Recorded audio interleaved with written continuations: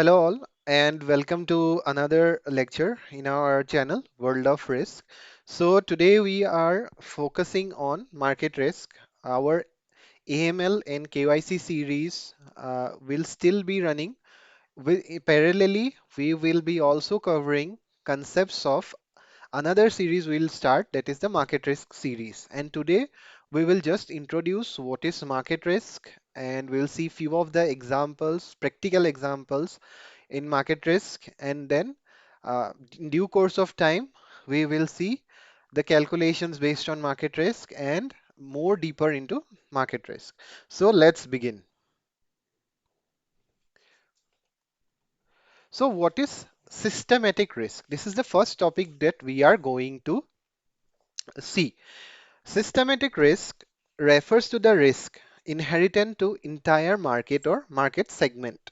So why did we include systematic risk? Because market risk kind of falls in the umbrella of systematic risk. Hence, before starting market risk, we need to understand what is systematic risk. So systematic risk is uncontrollable as it has large scale and multiple factors that are involved. So we will see in due course of time how these factors are present in the market risk domain. So there is another kind of risk, the unsystematic risk. So unsystematic risk basically focuses on a particular segment, particular stock, or say particular organization. So it is specific, and systematic risk is broad. It is the reverse of unsystematic risk. So let's see some of the factors that influence systematic risk. Do remember, we will talk about these factors when we cover the market risk also. So just remember. So the first one would be economic factors. Say inflation, interest rate changes, GDP growth, GDP decline. So these economic factors affect the whole market, not only one company, not only one stock, or not only one segment. As a whole, it will affect the entire market. Hence, it falls under the systematic risk. Geopolitical events, wars, political instability, major international conflicts. So these kind of things which influences the geopolitical events is falling under systematic risk influencing factors because geopolitical events again go ahead and influence the entire market.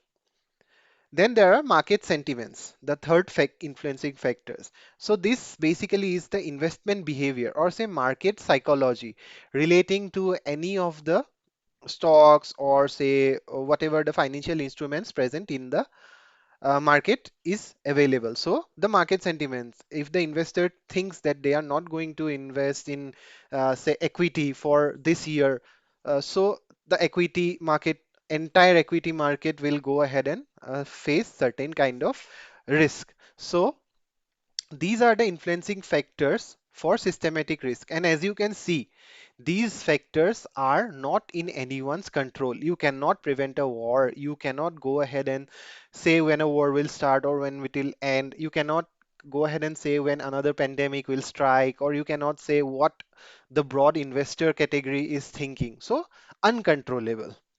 So let's focus to market risk. So market risk. What is market risk? Market risk is the risk of losses of your financial investments caused by adverse price movements. As we saw in the systematic risk, we can relate that whenever there is an adverse price movement in the market, the risk is involved. Market risk is involved. So market risk basically is one of the three core risks that any financial organizations or banking institutions face. And for this, they need to keep or hold certain capital to absorb this risk, and also they need to report it.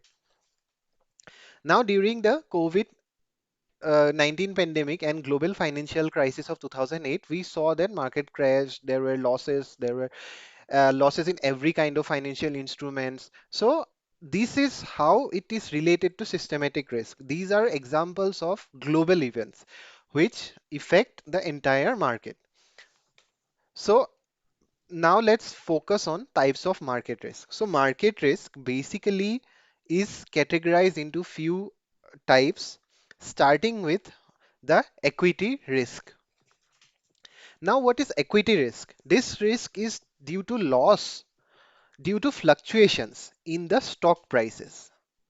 Equity related to stock prices fluctuations. Remember, in a simple words.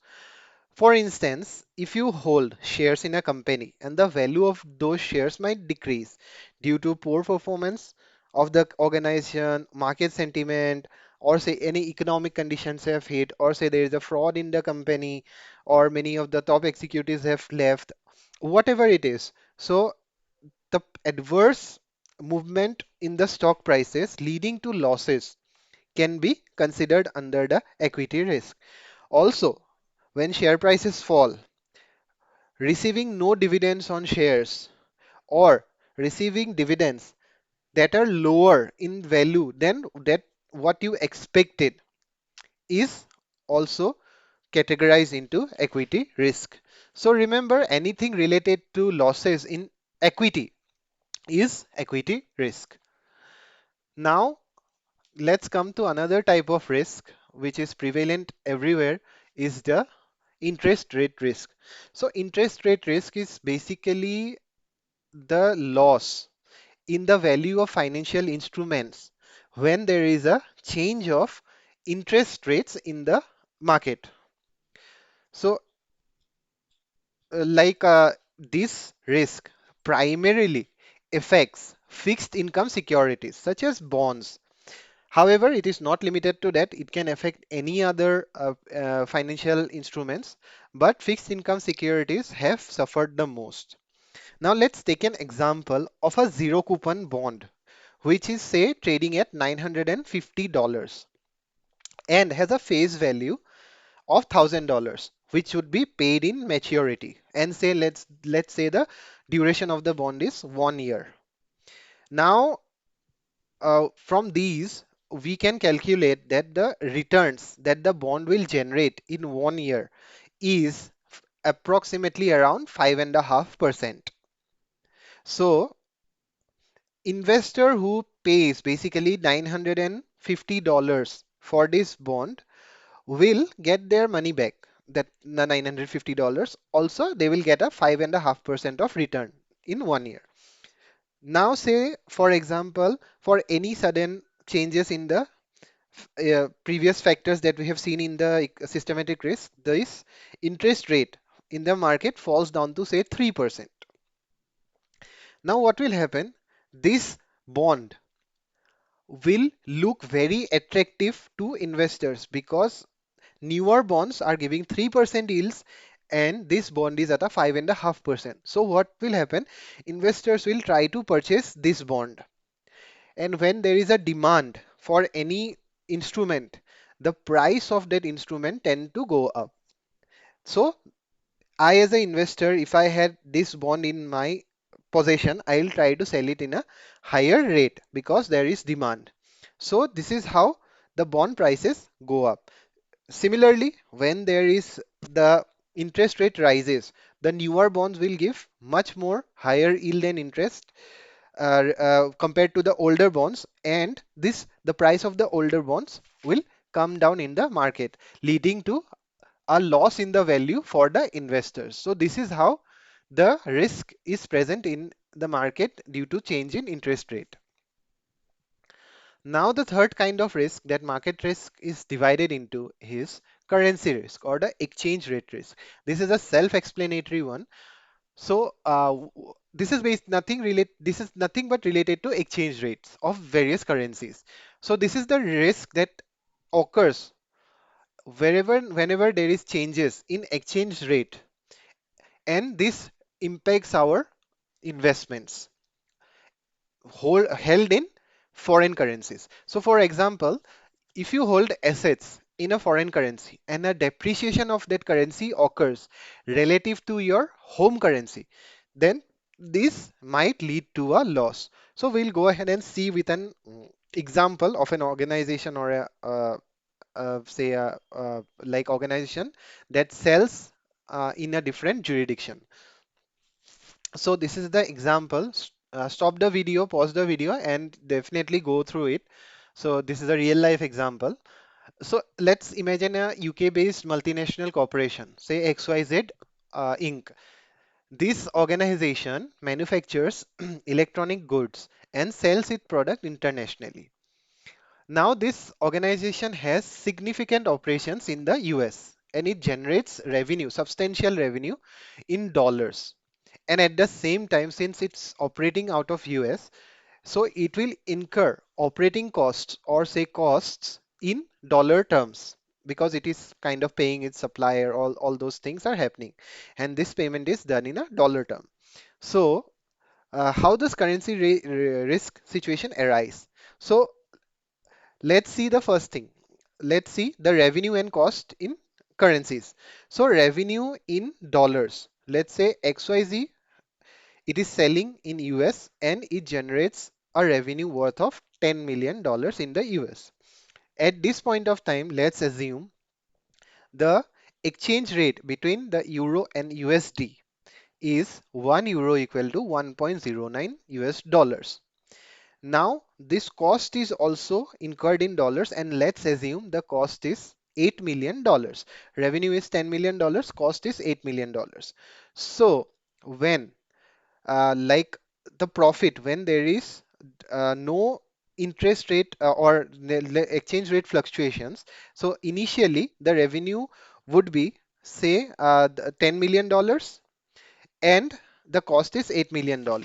Now, if we convert this to euro, so revenue in euro will be 10 million divided by 1.09, that is euro 9.17 million. Cost similarly 8 million divided by 1.09, euro 7.33 million. So now the profit will be revenue minus cost, that is 9.17 minus 7.33, which results in 1.8 million euros worth of profit. Now for some reason there is a exchange rate difference or the exchange rate has changed. Now 1 euro is 1.15 US dollars. So how is this affecting? Revenue after this change will be $10 million divided by 1.15, which is 8.69 million.